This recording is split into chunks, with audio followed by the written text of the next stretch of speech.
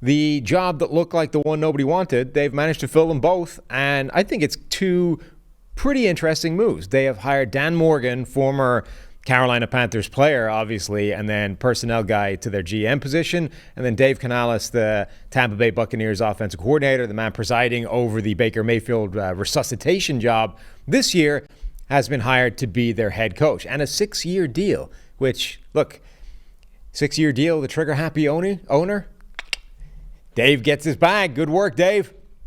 You got to build the buyout. That's the key there, and just make sure that if you do get fired, you can pull a Cliff Kingsbury, go to Thailand, and just hang out for a little bit. But yeah, look, there have been a couple there. Dan Campbell got a 6-year deal in Detroit. There's another one that's escaping me right now. But I think when you are taking a job where it's a bit of a rebuild, it's not going to be a quick fix. You have to get protection.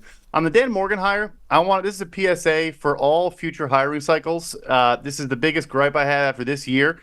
We need to stop looking at what a guy did the 1 year prior to getting the job. People that are like, oh, you're going to promote the guy who was in the build.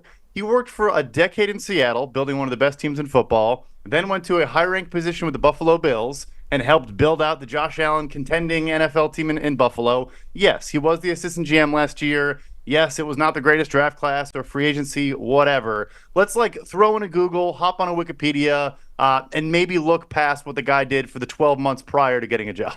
Yeah, Dan Morgan's resume is actually pretty impressive when you look at the sort of the top jobs he's had, right? What I always found curious about his progression through the personnel ranks was right at the start, he seemed to leap over 7 different steps. He went from bottom rung in the ladder to third rung from the top in one jump in 1 year. He went player, right? Retires, is just a scout for the Seahawks back in 2010. Just a scout. The following year, he's assistant director of pro personnel.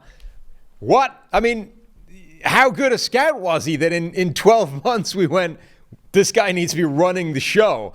And then in a couple of years' time, he's then director of pro personnel and then director of player personnel with the Bills, as he said, assistant GM, yada, yada. That part makes perfect sense. We've been in and around the top position for a few years.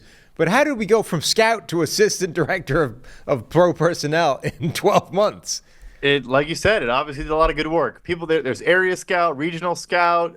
He skipped probably 4 rungs of the ladder in that move. Also being a former top 10 pick, I do think matters to a degree as well at that linebacker position. Where everyone sees the field and have a high level of knowledge on the defensive side, probably wore the green dot, all those things. Yeah, that's my big takeaway this year is, again, I'm not telling everyone how to feel about hires. I get it, but just maybe, do a little bit of research before you have a snap reaction to a hire. I will say, the 2010 year, so I guess if you say that's the 2011 draft, the 2011 draft for Seattle ended up with them getting KJ Wright, Richard Sherman, Doug Baldwin. These guys all came from that draft. If Dan Morgan was responsible for all of them, then okay, I get it. If that was Dan's resume after 2010, I understand leaping him several rungs up the ladder and saying, actually, this guy should be making all the calls in the building or most of the calls. Let's go. So, we talked before about basically who would want this job, right? Carolina, the owner looks like he's on the meddling scale of the ownership thing. We're now talking 6 years represents a long-term project, a Lions type of project. But that doesn't sit with an owner that seems to have no patience and want to make a move every 12 months. What does this look like? Yeah, I think that, look, he might still meddle, and obviously there's the reporting is directly from Canales and Morgan straight to Tepper. Some people were saying maybe he'll actually empower a head football person where the people below them will report to him, and then maybe there's one line of communication up to ownership, which it differs building to building. I believe Andy Reid reports directly to Lamar Hunt or whatever Hunt kid is now the owner of the Chiefs, with all due respect.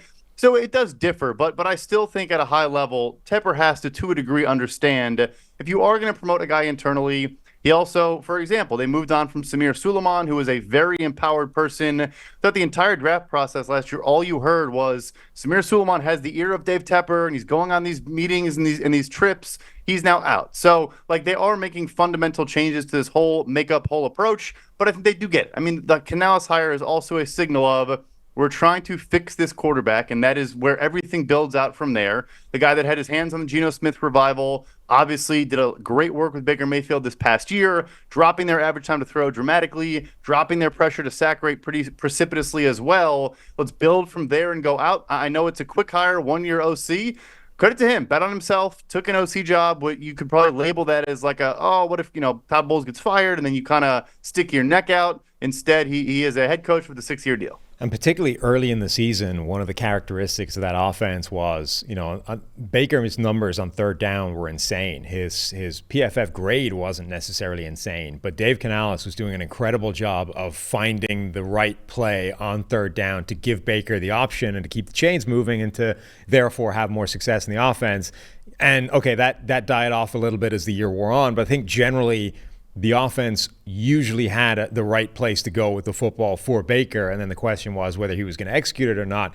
I do think that that's a really nice hire in terms of somebody needs to come in here and rescue Bryce Young. Who's going to be that guy? Is it going to be, PFF Bobby? Who is it? I think Canales is a good option to pin your hopes on, try and rescue Bryce Young and try and create something from him because, the first year of his career, it's been bad, but doesn't mean it's going to be terminal, right? Matthew Stafford has one of the worst first years we've ever seen from a rookie quarterback in the NFL. Very similar to Bryce Young in terms of EPA per play. Bryce's grade was actually better than Stafford's, but that's the kind of territory we're plumbing here, right? It's bad quarterbacks. It's guys like Blaine Gabbert, but Matthew Stafford as well. So it doesn't mean that Bryce Young can't be good, but now Dave Canales' task, obviously, is to be that guy.